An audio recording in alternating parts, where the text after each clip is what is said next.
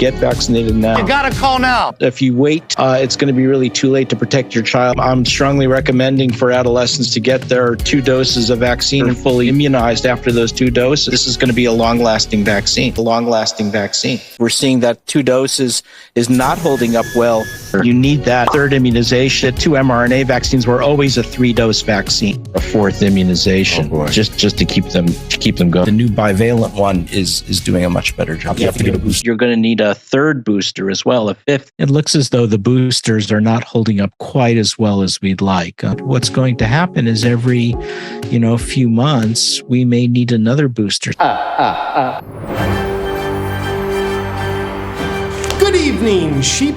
Over the weekend, professional bow tie wearer and part-time scientist, Dr. Peter Hotez had quite the public meltdown over the Joe Rogan and Robert F. Kennedy Jr. podcast. As a result of his meltdown, Dr. Hotez then proceeded to set a world record in what's called getting ratioed on Twitter. Congratulations to him on that. We'll tell you about it tonight in our special report, along with some new, never-before deadly statistics about what Hotez thinks is safe and effective. Trust him, he's a doctor. Science. The drama began when World Veterinary Medicine champion Joe Rogan released a 3-hour-long podcast with presidential candidate Robert F. Kennedy Jr. For portions of the podcast, Kennedy discussed everything that we at the mainstream media censor. It was rather inconvenient. It was the same kind of information that has caused the pharmaceutical companies, Biden administration, mainstream media, and bureaucrats posing as public health officials, such as Peter Hotez, to relentlessly smear and tarnish Kennedy's name. Well, the Thought Police report filed by Hotez indicates that Kennedy cited scientific studies about that aren't favorable to sales. He described documented adverse health events that can result from toxic materials in the jabs. And he factually described deceptive activities that have occurred between pharmaceutical companies and government officials that impact public health, and therefore human lives. So in other words, Kennedy was basically saying that the Earth is flat, gravity doesn't exist, and he wants everyone to die. That's the Cliff Notes anyway. Accordingly, Dr. Peter Hotez, who is what would happen if Dr. Fauci crossbred with a maniacal koala bear, didn't like Kennedy using the deadly act of free speech to express accurate information. Because as you know by now, the biggest source of misinformation out there is factual information. It kills 5 out of every 4 people. Never motivated by a conflict of interest, Hotez then heroically swung into altruistic action like a non-binary Batman to save people from the pandemic of free speech that originated in Joe Rogan's lab. He did so with this tweet. Spotify has stopped even sort of trying to stem Joe Rogan's misinformation. It's really true, Anna Merlin. Just awful. Whoever that is. And from all the online attacks I'm receiving after this absurd podcast, it's clear many actually believe this nonsense. The plot then began to thicken as Joe Rogan responded to Hotez's tweet with, "Peter." That should be Dr. Peter to you, Rogan. If you claim what RFK Jr. is saying is misinformation, I am offering you $100,000 to the charity of your choice if you're willing to debate him on my show with no time limit. This tweet was viewed by more than 55 million people, and given that Hotez is a courageous man who stands for absolute truth on the topic, and RFK is a lying, crazy conspiracy theorist, seems like it'd be an easy debate for Hotez to win while earning a lot of money to support his favorite charity. So he'd have everything to gain and nothing to lose by embarrassing Kennedy on Rogan's show in front of an audience of tens of millions of people. Right?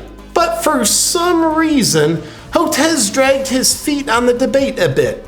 His tweet responding to Rogan's was, "Joe, that's Dr. Rogan to you, Peter. You have my cell, my email, I'm willing to speak with you. This is a non-answer. I challenged you publicly because you publicly quote tweeted and agreed with that dog Vice article. If you're really serious about what you stand for, you now have a massive opportunity for a debate that will reach the largest audience a discussion like this has ever had. If you think someone else is better qualified, suggest that person. That tweet was seen by more than 37 million people. Dr. Hotez has him right where he wants him, right? Given that Hotez has nothing to hide and all of Kennedy's lies to expose, you'd think there's no way he wouldn't commit to the debate, right? Well, Hotez's next reply tweet was, "I'm happy to come on and clear the air. I respect you and your show. I don't want an adversarial relationship. I think we can work well together."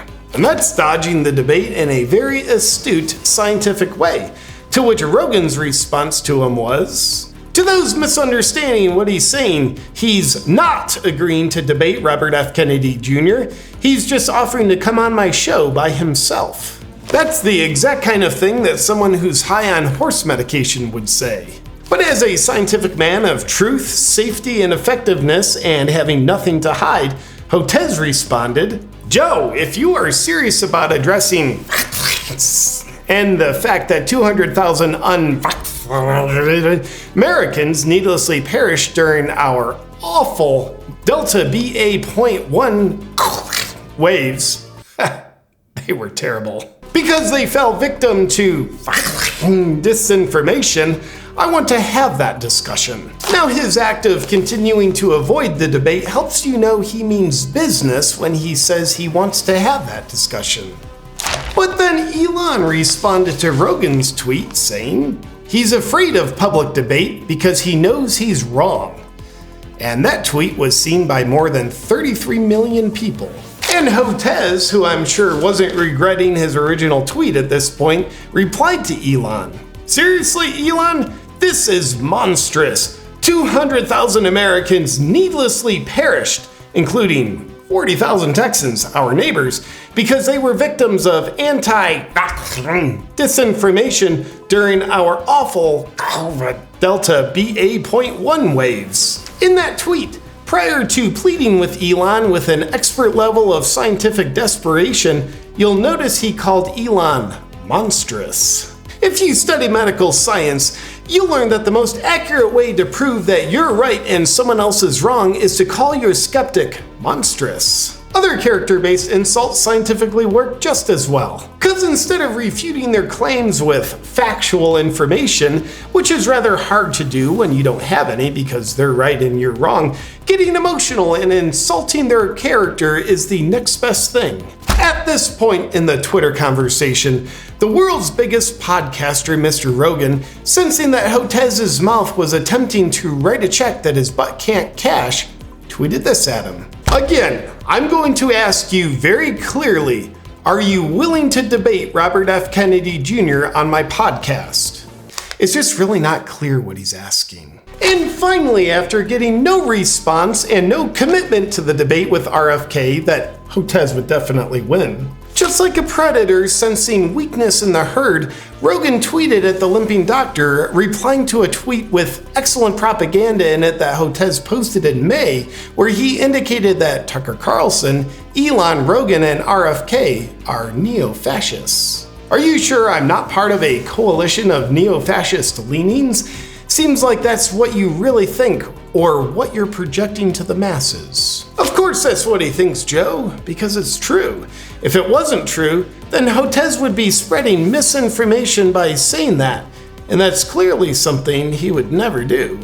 And that's almost the end of the saga of Hotez accusing Joe Rogan and RFK Jr. of spreading misinformation while being confident and man enough to not be willing to debate RFK. Now, some mistakenly believe that Hotez's refusal to debate RFK not only makes him look spineless, but also makes him look wrong while making RFK look right in their different views on When you add up the views that their Twitter exchange got, it got well over 330 million views. Fun fact, the population of the US is 330 million.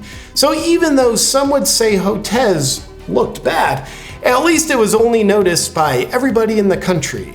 But the question still begs to be asked.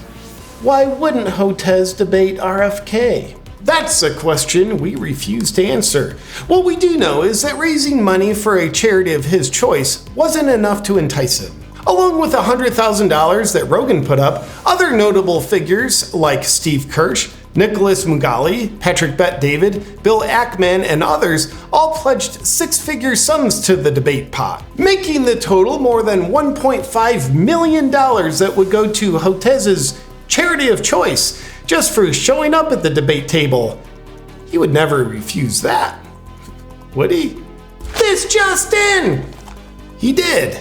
At this point in the saga, Hotez had actually added more credibility to RFK's statements than any other one thing ever has. But there must be an explanation for why Hotez would be willing to sit behind his computer like a keyboard warrior and smear RFK, yet refuse to have a face-to-face conversation with him in an open forum, one that would earn over $1.5 million for Hotez's charity. Well, Elon took a stab at it with a hypothesis of, maybe Peter Hotez hates charity. That's actually the best we got, ain't it? All right, we'll just go with this. And yes, that's most likely correct. Charities are oftentimes racist, xenophobic, misogynist, and what the hell, transphobic too. A good man like Hotez wouldn't want to support something like that. And he's so dedicated to the cause of not supporting charitable causes that he's even willing to look like a coward who has a lot to hide. Gotta admire that dedication. And we have some breaking news on the pharmaceutical product that Hotez is willing to stand for no matter what, unless it comes to having a two-way conversation with someone. It turns out that the product is so safe and effective that the CDC just confirmed that the risk of autoimmune heart disease is 13,200% higher in people who have taken the product. The same study also found the risk of myocarditis is 133 times greater in consumers of said product than the background risk in the population. RFK Jr. is nothing but a conspiracy theorist spreading dangerous lies that the CDC has confirmed to be true. Oh yeah, and on the same product that Hotez is definitely not wrong about, the Premier of Alberta, Canada has come out and apologized to Canadians about the government's mandates on the product. She said, quote, "We were wrong." And that adds even more credibility to Peter Hotez, as he's dug himself a very deep hole of credibility that he can't seem to get out of, simply because he's so credible. Furthering his credibility as a self-professed health expert who you should listen to without question is this clip from him on Rogan's podcast last year. Take a look. Do you take care of your immune system in other ways? Do you take probiotics? Are you cautious about your diet? I'm not as cautious about my diet as I should be. I'm a junk foodaholic, actually. Well, that seems like a terrible thing for your health. It is a terrible thing for my health. But that seems ridiculous for someone who works with health. Yeah. What's going on with you, man? Sometimes, man, I just don't get it right. And Hotez even went on to debunk the popular conspiracy theory that says vitamins are needed. Do you take vitamins? I don't take vitamins. His credibility doesn't do anything but go up. Sometimes it's not all brain. It's something else. Well said, Dr. Hotez. That appears to be the case. As Hotez got ratioed and witnessed in front of several 100 million people while taking his very strong stance on disproven health claims that originated in a once convincing narrative, Mark Twain's words help explain the situation that Hotez found himself in with Rogan, Elon, and RFK. It's easier to fool people than it is to convince people that they've been fooled. That's it for tonight's news. Clearly, Peter Hotez has won the debate that he's too afraid to enter. This country continues to be plagued by dangerous people like RFK who have an open mind and spread dangerous false claims like there's something called natural immunity. These extremists with a rather lion-like mentality are being non-compliant with our pharmaceutical business plan that Peter Hotez is so desperately still trying to enforce. And non-compliance isn't good for anybody, especially our shareholders. So don't be a moron, and for God's sakes, please don't be a lion. And as a reminder, we'd like to cordially invite you to feel afraid so you can increase your levels of obedience with our extremely well-tested, safe and effective route of immunity. It's literally the only way. And all for your protection, of course. All hail Peter Hotez and anyone willing to still believe he has your best interest at heart, because that's what we want you to think. Now, if you'll excuse me, I've got to go cash some checks I was given for selling my soul. There actually is another way. Introducing Fierce Immunity by Rebel Lion. Fierce Immunity is made for the lions of the world. And at Rebel Lions, we believe that health equals freedom, and your immune system is the constitution of your health. With all the deception about health and immunity in the world, we at Rebel Lion believe it's time for a change. That's why we bring integrity down to the molecule. Every ingredient in Fierce Immunity has a precise purpose, and also how our ingredients synergistically work together contains a sacred code of sorts that unlocks mechanisms in your body so it can help repair and strengthen your immunity. If you're someone who doesn't want to leave your health and well-being to the mercy of all the deception out there, you are a Rebel Lion, and you're in the right place. So I'd like to invite you to grab a bottle of Fierce Immunity or become a subscriber today at getfiercenow.com/JP. And while you're there, use a discount code AWAKEN for a special savings. It's time to get fierce.